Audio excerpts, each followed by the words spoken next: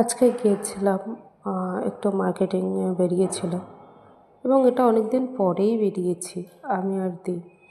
Actually আমার কাজে খুব একটা ছুটি আমি পাই না, আর যেরকম টাইমে বেরোতে হবে সেই টাইম করে বেরোনোও হয় না।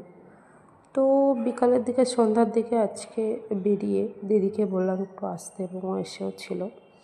তারপরে দুজনে মিলে বেরিয়ে গেলাম একটু মোড়ে, কিছু কেনাকাটা করার ছিল।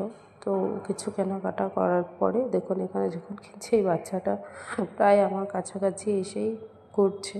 তো তারপরে এখান থেকে কিছু জিনিস নিয়ে দুজনা বেরিয়ে পড়লাম একটু খাওয়া দাওয়া করবো বলে। তো তখন গিয়ে ভাবছি কী খাওয়া যায়। প্রথমে ভেবেছিলাম যে একটু চাউমিন খাবো, কিন্তু তারপর ভাবলাম যে না, একটু বিরিয়ানি খাওয়া যাক। আমি আর দিদি অনেক দিন পরে বেরিয়েছি।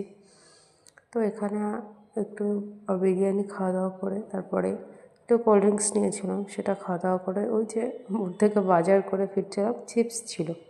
তো তারপরে সেই দুটো আমি আর দিদি তখনই বসে খাওয়া দাওয়া করে নিয়েছি।